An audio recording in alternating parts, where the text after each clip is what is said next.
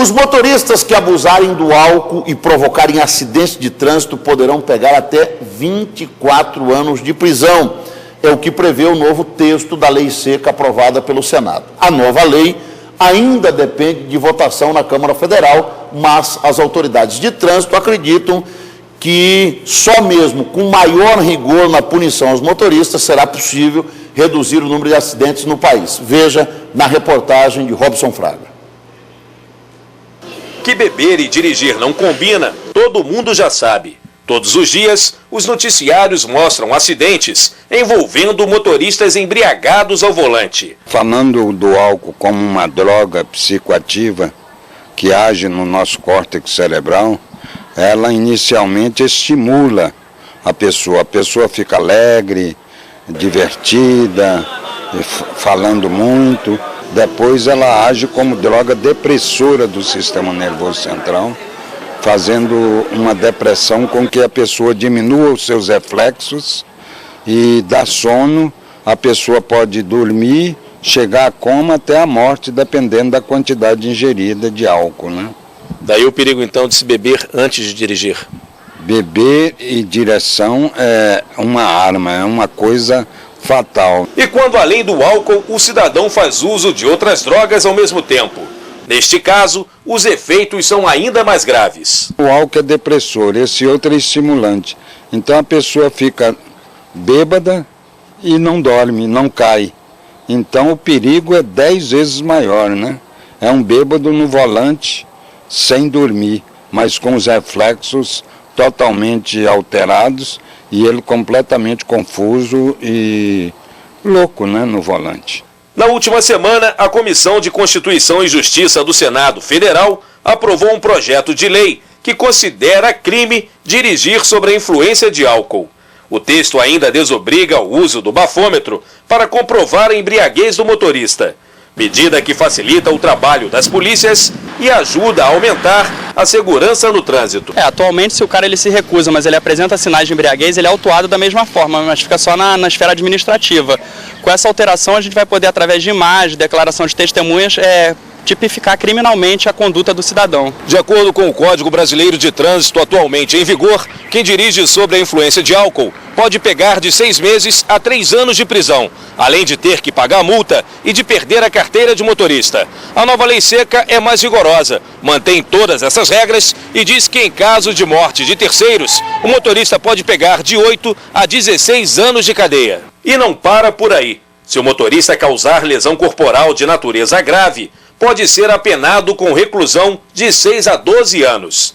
E para os casos de lesão leve, a lei determina a detenção de 1 a 4 anos. 1 ano a 24 anos, dependendo da gravidade do acidente, dependendo das condições em que o acidente ocorreu, se o motorista é profissional, se estava transportando crianças, se estava transportando pessoas idosas ou pessoas que têm a capacidade de discernimento reduzida, enfim, são inúmeras situações que a lei, essa proposta, essa mudança que foi aprovada pelo Senado, ela veio trazer. Grande parte da população concorda com a tolerância zero, a mistura álcool e direção, mas outra parte acredita que do que o país precisa mesmo é de conscientização popular. Perdi minha sobrinha de 29 anos, a filha de 9 anos, por excesso de velocidade, com excesso de bebida e velocidade. Isso dói muito na gente.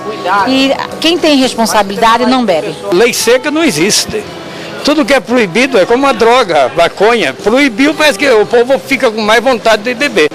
Eu acho que o cara tem que ser consciente, beber com consciência, que se for dirigir, não beba. A questão de não beber é o seguinte, o pessoal não tem a responsabilidade suficiente para beber e dirigir. Então eu acho que não deve beber para dirigir.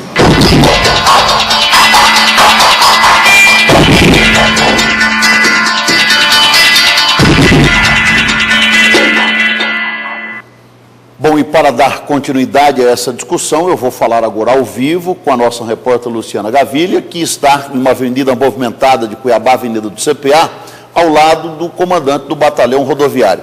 Luciana, de que forma essas mudanças aí que ainda vão ser aprovadas em Brasília, devem ser aprovadas, podem contribuir com a redução de acidentes aqui em Mato Grosso? Boa noite. Boa noite, Toninho. Olha, pode haver, assim, a redução do número de acidentes, porque a lei é mais rigorosa e pode trazer mais consciência aos motoristas. É porque a lei estabelece agora tolerância zero para o consumo de álcool ao volante. E também o crime passa a ser doloso e não mais culposo. Então, esses fatores são importantes e podem coibir, né, podem acabar com o uso do álcool ao volante. Pelo menos essa é a ideia da lei. Agora, quem vai falar melhor isso pra gente é o comandante do Batalhão de Trânsito, é o Tenente-Coronel Wilson Batista. Esses fatores, a lei sendo mais rígida, pode de fato contribuir?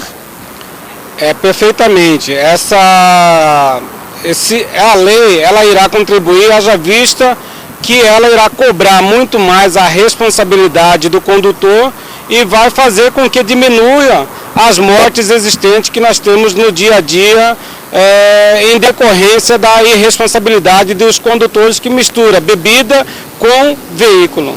Agora, um fator bastante interessante é que o bafômetro continua não sendo obrigatório, mas agora a palavra, o relato dos policiais passa a ter mais peso e vai servir como prova. Isso é uma mudança importante.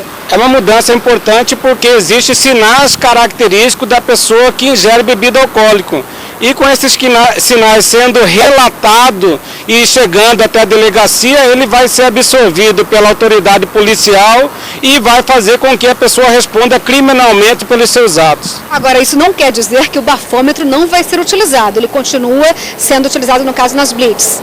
Ele continuará sendo utilizado e é importante que a pessoa, o condutor, se conscientize, porque o número de acidentes, de boletins sendo registrados é grande. Em 2009 nós tivemos 1.094 boletins de acidente. Em 2010, 1.385.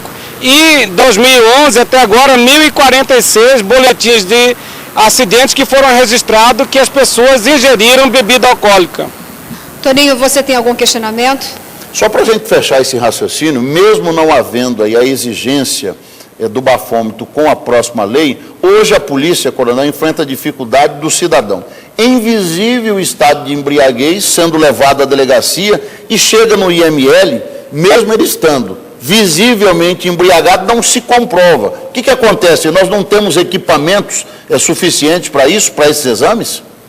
Toninho, nós temos equipamentos, o problema é a lacuna que foi deixada na lei. Com a nova perspectiva de mudança da lei, a prova testemunhal, a filmagem, o odor característico, os sinais característicos poderão ser comprovados e colocados na ocorrência. Com isso, haverá melhor condição de criminalizar o condutor embriagado.